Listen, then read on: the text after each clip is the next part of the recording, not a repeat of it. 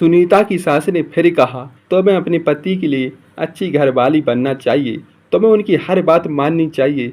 सुनीता ने मन में सोचा, उसकी सास फिर से नसीहत दे रही है, लेकिन उसने शांति से कहा, माँ जी मैं समझती हूँ, लेकिन मुझे लगता है मैं अपने पति के लिए अच्छी घरवाली हूँ। मैं उनकी हर बात मानती हूँ और उनके लिए अच्छा करती हूँ। सास ने कहा, तुम्हें और भी अच्छा करने की ज़रूरत है। तुम्हें अपने पति के लिए खाना बनाना चाहिए, उनके कपड़े धोने चाहिए, उनके लिए घर की देखभाल करनी चाहिए। सुनीता ने कहा, माँ जी मैं सभी काम करती हूँ, लेकिन मुझे लगता है मैं और कुछ और नहीं कर सकती। उसके बाद विनीता उसके घर आती है, बोली, मेरी बहू तो बहुत अच्छा खाना बनाती है, तुम लोगों को पता नहीं चलता वह कितनी मेहनत करती है। सरिता जी की बात सुनकर नेहा ने कहा, माँ यही तो मैं कह रही हूँ, आप भाभी को अपनी मर्जी से जीने की इजाज़त नहीं देती, आप उन्हें अपने हिसाब से जीने के लिए मजबूर करती हैं। सरिता ने कहा, मैं क्यों नहीं दूंगी, वह मेरी बहू है, मेरे घर की बहू है, मुझे पता है कि मेरे लिए क्या सही है और क्या गलत है। नेहा ने कहा, लेकिन माँ भाभी भी अपनी ज़िंदगी को जीने का हक है, आप उन्हें अपनी मर्जी से जीने की इजाज़त दोगी तो वह आपका सम्मान करेगी। सरिता ने कहा, तुम नहीं समझोगी, तुम्हारी उम्र क्या है, मैंने अपनी बहू को प्यार दिया है, लेकिन तुम्हें पता नहीं है मेरे घर में क्या सही है। नेहा ने कहा, माँ मैं समझती हूँ, लेकिन मैं यह नहीं जानती भाभी को अपनी ज़िंदगी जीने का हक है, आप उन्हें अपनी मर्जी से जीने की इजाज़त दोगी। नेहा की नंद शिल्पा जब उसके घर आती तो हमेशा सरिता की तारीफ करती थी। वह कहती, दीदी आप तो बहुत अच्छी सास हो, अपनी बहू को बहुत प्यार देती हो। लेकिन नेहा जानती थी वह सच नहीं है। वह जानती थी उसकी माँ अपनी बहू को अपनी मर्जी से जीने की इजाज़त नहीं देती है। एक दिन शिल्पा ने कहा, दीदी आपकी माँ तो बहुत अच्छी है, वह आपकी भाभी को बहुत प्यार देती है। नेहा ने कहा, नंद तुम्हें लगता है माँ अच्छी है, लेकिन तुम्हें पता नहीं है वह भाभी के साथ क्या करती है। शिल्पा ने पूछा, क्या हुआ दीदी, क्या जी भाभी के साथ अच्छा व्यवहार नहीं करती। नेहा ने कहा, नंद माँ भाभी को अपनी मर्जी से जीने की इजाज़त नहीं देती, वह अपने हिसाब से जीने की मजबूर करती है। शिल्पा ने कहा, ओए दीदी मुझे पता नहीं था, लेकिन मैं समझती हूँ माँ जी को बदलना मुश्किल है। कुछ दिनों के बाद सरिता के ससुर का एक दिन निधन हो गया। वह खबर सुनकर पूरे परिवार में शोक की लहर फैल गई। सरिता के पति रोहन अपने पिता की मृत्यु की खबर सुनकर अपनी आंखें भरे आईं। सरिता ने अपने पति को समझाया, रोहन आपके पिताजी का निधन बहुत दुखद है, लेकिन हमें उनकी याद में रोने की बजाय उनके जीवन को याद करना चाहिए। रोहन ने कहा, हाँ तुम सही कह रही हो सरिता, पिताजी ने हमेशा हमारे लिए बहुत कुछ किया है। सरिता की बहू सुनीता ने अपने ससुर के निधन पर शोक व्यक्त किया। वह रोने लगी, कहा, मैं अपने ससुर जी को बहुत याद करूंगी। सरिता ने अपनी बहू को समझाया, सुनीता तुम्हें रोने की जरूरत नहीं है, तुम्हें अपने ससुर की याद में उनके जीवन को याद करना चाहिए। सुनीता ने कहा, जी माँ जी मैं आपकी बात समझती हूँ। सरिता के ससुर के निधन के बाद पूरे परिवार में उनकी याद में एक श्रद्धांजलि सभा आयोजित की। उस सभा में सरिता के ससुर के जीवन में बारे में बातें की गई, उनकी याद में कविताएं पढ़ी गई। सरिता ने ससुर के बारे में कहा, मेरे ससुर जी बहुत अच्छे इंसान थे और उन्होंने हमेशा हमारे लिए बहुत कुछ किया है। रोहन ने कहा, पिताजी हमें हमेशा सही रास्ता दिखाया है। सुनीता ने कहा, मेरे ससुर जी मुझे हमेशा प्यार दिया है। सरिता के ससुर में आयोजन श्रद्धांजलि सभा में पूरे परिवार ने उनकी याद में भावपूर्ण शब्द कहे। कुछ दिनों के बाद नेहा की पहली बेटी कविता पैदा हुई, लेकिन उसके जन्म के साथ नेहा की जिंदगी में एक बड़ा संकट आया।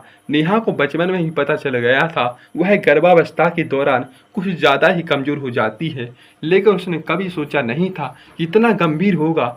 गर्भावस्था के दौरान 9वें महीने में नेहा की हालत बहुत खराब हो गई। उसका ब्लड प्रेशर बढ़ गया और बेहोश हो गई। उसके पति ने तुरंत अस्पताल में भर्ती कराया और डॉक्टर ने बताया नेहा को तत्काल ऑपरेशन की ज़रूरत होगी। नेहा के पति ने अपनी पत्नी को बचाने के लिए अपना ब्लड देने का फैसला किया। वह डोनर बनकर अपना ब्लड देने के लिए तैयार हो गया। ऑपरेशन थिएटर में नेहा को ऑपरेशन शुरू हुआ। डॉक्टर ने बताया नेहा का जान बचाने के लिए उन्हें ब्लड बदलना होगा। नेहा के पति ने अपना ब्लड दिया और डॉक्टर ने नेहा का ऑपरेशन सफलतापूर्वक पूरा किया। नेहा की जान बच गई और कविता का जन्म हुआ।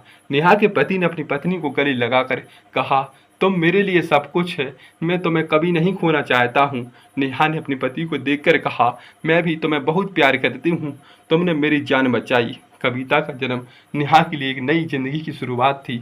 वह अपनी बेटी के साथ नई जिंदगी की शुरुआत करने के लिए तैयार थी। नेहा की जिंदगी में कविता आने से एक और नए संचार में आ गया। वह अपनी बेटी के साथ हर पल बिताना चाहती थी। नेहा के पति ने कविता को बहुत प्यार दिया। कविता के जन्म के बाद नेहा की माँ सरिता ने अपनी बहू की देखभाल में कोई कमी नहीं छोड़ी। वह नेहा के लिए खाना बनाती, उसकी दवाइयाँ देती, कविता की देखभाल करती।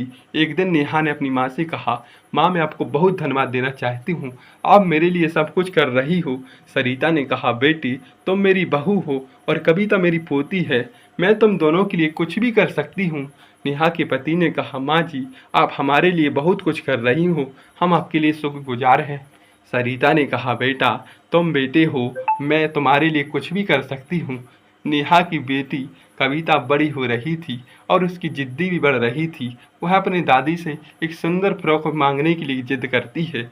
कविता की दादी ने उसे समझाने की कोशिश की, लेकिन कविता नहीं मानी। वह रोने लगी और अपनी दादी से कहा, मैं वही फ्रॉक चाहती हूँ, मैंने दुकान में देखा था। कविता की दादी ने कहा, बेटा यह फ्रॉक बहुत महंगा है, हम तुम्हें नहीं दिला सकते। लेकिन कविता नहीं मानी। वह अपनी दादी के पैरों पर गिरकर रोने लगी। उसकी दादी को देखकर लगा कविता को यह फ्रॉक देना ही होगा। अगले दिन कविता की दादी उसे दुकान पर ले गई, उसे बहुत सुंदर फ्रॉक दिलाई। कविता बहुत खुश हुई, अपनी दादी को गले लगाकर धन्यवाद कहा और कविता को यह फ्रॉक पहनना उसने अपने आप को दर्पण में देखा। वह बहुत सुंदर लग रही थी। उसकी दादी ने उसे देखकर कहा, तुम बहुत सुंदर लग रही हो कविता। कविता ने मुस्कुराकर कहा, धन्यवाद दादी, मैं आपके प्यार के लिए धन्यवाद देना चाहती हूँ।